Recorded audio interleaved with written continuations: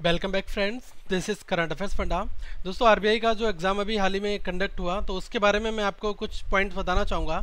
जैसा कि जो पेपर आया था 17 जून को आपका ये एग्ज़ाम हुआ और इसमें पेपर का लेवल जो था बहुत अच्छा था। मैथ में कुछ लोगों को प्रॉब्लम्स आई तो वो कहाँ कहाँ पर आई, क्वेश्चंस किस तरह के पूछे गए, तो इनको यहाँ पर हम एनालाइज करेंगे। आप इस चैनल को सब्सक्राइब कर लें ताकि हर एक वीडियो का अपडेट आप तक आता रहे। तो जो पेपर का आपका पैटर्न था, इसमें जनरल अवेयरनेस के 80 क्वेश्चन पूछे गए थे 80 मार्क्स के। 30 नंबर का आपका इंग्लिश, 30 नंबर का क्वांट, जो कि ये 30 मार्क्स का वेटेज रखते हैं। 60 क्वेश्चन 60 मार्क्स के होते हैं आपके रीजनिंग में। तो टोटल 200 क्वेश्चन थे, 200 मार्क्स के थे। और जो मैक्सिमम टाइम आपको दिया गया था 2 घंटे का दिया था। तो सबसे ज़्यादा वेटेज था जनरल अवेयरनेस से। लोगों ने यहाँ पर जनरल अवेयरनेस को बहुत अच्छे से अटैम्प्ट भी किया और साथ में रीजनिंग को अटैम्प्ट किया, क्योंकि ये दोनों paper up to the level थे।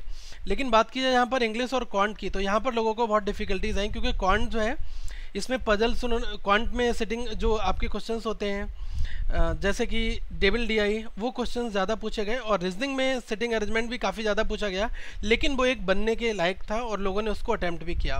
ओके, तो मैं आपको बताता हूँ टाइप टू टाइप। लेकिन जो लोग टीयर 1 दे चुके हैं, उनके बाद जिनका फेज़ 2 का एग्ज़ाम होगा, उसमें उन लोगों के लिए देखो इकोनॉमिक एंड सोशल इशूज़, इसके लिए उनको पेपर 2 और पेपर 3 देना होगा। और साथ में पेपर 1 जो है ये देना होगा, जो कि आपका राइटिंग स्किल्स है। ये दोनों आपके ऑब्जेक्टिव में आ जाते हैं, ठीक है। तो टोटल ये आपका 300 मार्क्स का है। इसके लिए मैं कुछ वीडियोस आपके लिए प्रोवाइड कराऊंगा जो आपके मेंस में थोड़ी आपकी हेल्पफुल होंगी। अगर मैं बात करूं डेटा इंटरप्रिटेशन में क्या क्या चीज़ें आई आपकी, या फिर क्वांट में क्या चीज़ें पूछी गई, तो देखो डेटा इंटरप्रिटेशन में आपका 15 मार्क्स पूछा गया। 3 सेट डीआई के थे और ये हर एक जगह वेरी कर रहा था, हर एक शिफ्ट में। जैसे कि किसी जगह पर टेबल डीआई पूछ ली, किसी में किसलेट पूछ लिया, इस तरह से पूछा। लेकिन 3 डीआई का सेट था जो कि 15 मार्क्स का आपका वहाँ पर इसका वेटेज इस तरह से था। ओके, और अगर क्वाड्रेटिक की बात करूं तो क्वाड्रेटिक में आपके 5 क्वेश्चंस पूछे गए थे, जो कि क्वांटिटी 1 और क्वांटिटी 2 पर आधारित है। जैसे कि एक क्वांटिटी 1 दिया है आपको, एक क्वांटिटी 2 दिया है, तो इन दोनों के ऊपर आपको बताना है कि कौन सी क्वांटिटी 2 से, क्या क्वांटिटी 1 बड़ी है 2 से, क्या क्वांटिटी 1 छोटी है 2 से, ठीक है, बराबर है, बड़ी है, छोटी है, बराबर है, ऐसे ऑप्शंस जो बनते हैं। मैं आपको 2 से 3 सेट इसमें दे भी चुका हूं। तो ये क्वेश्चंस आपके बेसिक अंडरस्टैंडिंग के ऊपर डिपेंड होते हैं कि आपका अरिथमेटिक पार्ट कितना स्ट्रांग है, तभी आप इन तरह के क्वेश्चंस को बना सकते हैं। मिक्स क्वेश्चन दोस्तों 10 मार्क्स के थे। मिक्स में आपके आ जाते हैं time and work, profit loss, और आपका percentage, SICI, time, boat stream, ages, average, ये टॉपिक आपके आ जाते हैं। तो यहाँ से आपका 10 क्वेश्चंस पूछे गए थे। अरिथमेटिक भी बहुत ही एक अच्छे लेवल का था। तो मेरा ये मानना है कि लोगों ने जो मुझे रिव्यू दिया है, तो उन्होंने बताया कि सर 10 से 15 क्वेश्चन बनाने में बहुत प्रॉब्लम आई थी। तो मतलब यही 12, 13, 14, 15, कुछ अच्छे स्टूडेंट्स थे तो उन्होंने लगभग 18, 20 तक भी अटैम्प्ट किए हैं। लेकिन 20 से ऊपर करने में लोगों को बहुत प्रॉब्लम आई, क्योंकि DI कुछ बहुत ज़्यादा कैलकुलेटिव थी, तो इस वजह से वहाँ पर अटैम्प्ट्स कम हो जाते हैं। तो 10 से 15 लोगों के बीच में अटैम्प्ट्स हुए हैं यहाँ पर। इंग्लिश की अगर मैं बात करूं तो इंग्लिश का लेवल तो एज यूजुअल एग्जाम में रहता है। रीडिंग कंप्रेंशन के 2 सेट आपसे पूछे गए थे।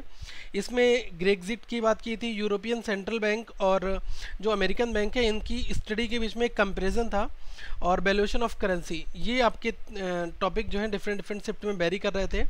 और फिल इन द ब्लैंक्स की बात की जाए तो इसमें 5 क्वेश्चन थे। डबल फिलर्स के आपके आइटम्स एंड फ्रेजेस पूछे थे। सेंटेंस करेक्शन और एरर स्पॉटिंग, ये आपके पेपर में क्वेश्चंस यहाँ से पूछे गए थे। तो लोगों को इसमें भी प्रॉब्लम आई, क्योंकि इंग्लिश का सेक्शन तो एज यूजुअल हमेशा इसकी कट ऑफ कम रहती है। ओके, तो ये पेपर कुछ इस लेवल का था। अगर मैं बात करूँ रीजनिंग का, तो ये काफ़ी स्कोरिंग सेक्शन था। रीजनिंग में लोगों ने काफ़ी अच्छा एक स्कोर भी किया है। रीजनिंग में देखो पजल और सिटिंग अरेंजमेंट की बात की जाए तो लगभग 20 मार्क्स के राउंड में यहाँ से क्वेश्चन पूछे गए थे। अभी आप कहोगे पजल में कैसे क्वेश्चन थे, तो आपने देखा एक बहुत फेमस क्वेश्चन है जो हर बार एग्जाम्स में आ जाता है। तो 2 लीनियर लाइन्स हैं जिसमें नॉर्थ और साउथ की ओर लोग फेस करके बैठे हुए हैं। तो क्या है इसमें कि जो लोग बैठे हुए हैं, ये इसमें 2 वेरिएबल के साथ में था, ठीक है। तो जैसे ABCDEF है, तो इसके साथ में इनका एक कोई भी एक और इनका नाम दे दिया गया है, ठीक है, इनके साथ एक वेरिएबल लगा दिया गया। वैसा क्वेश्चन आपका पूछा था और 10% का ये अरेंजमेंट था। इनपुट आउटपुट क्वेश्चन ठीक था, अच्छा क्वेश्चन था, लोगों ने बनाया भी है। सेलोगिज्म के क्वेश्चन भी लोगों ने अटैम्प्ट किए हैं। डेटा सफिशिएंसी भी लोगों ने बनाई है। ब्लड रिलेशन बनाए हैं। लॉजिकल पोर्शन 8 to 10 क्वेश्चन आपके यहाँ पर बन जाते हैं। आप इसमें देख सकते हैं कि जैसे कॉजेज आपका है, ठीक है, इन्फ्लुएंस के क्वेश्चन हैं, आर्गूमेंट्स हैं, तो ये क्वेश्चन आपके वहाँ पर लॉजिकल में पूछे गए थे। इनइक्वालिटी में डायरेक्ट और इनडायरेक्ट दोनों का कॉम्बिनेशन था। तो कुछ शिफ्ट में डायरेक्ट पूछा गया था, किसी में इनडायरेक्ट, स्टेटमेंट वाइज या कोडेड फॉर्मेट में। तो वैसे क्वेश्चंस आपके पूछे गए थे। तो ये अल्टीमेटली आपका एक एग्जाम का लेवल था। आपको पता होगा कि इंग्लिश का लेवल काफ़ी, जो रीजनिंग का लेवल काफ़ी अच्छा रहता है। तो लेकिन फिर भी इस एग्ज़ाम में लोगों ने स्कोर अच्छा भी किया है और अप्रॉक्स 235 टू 40 के राउंड में लोगों ने यहाँ पर अटैम्प्ट किए। तो अब मेरा ये कहना है कि जिन लोगों ने जनरल अवेयरनेस की तैयारी बहुत अच्छी की थी, तो मैंने ये बताना चाहूँगा कि कुछ लोगों ने मेल कर भी हमें बताया कि करंट अफेयर्स के जो क्वेश्चन सर आपकी वीडियो से हमने देखे थे, बहुत सारे लगभग 80% क्वेश्चन यहाँ पर आए हैं। तो आप ये मान के चलिए कि 30 से 40 क्वेश्चन आए थे, तो लगभग 30 क्वेश्चन जो है एकदम 100% वीडियो से डायरेक्ट स्टेक किए यहाँ पर। तो आप इन क्वेश्चंस को देखते रहा करें। जब भी कोई वीकली अपडेट मैं करंट अफेयर्स का डालता हूँ, उनको एटलीस्ट एक बार रिवाइज कर लिया करें, ताकि आपको अगर एग्जाम्स में क्वेश्चन आ रहे हैं तो आप उनको कर लें।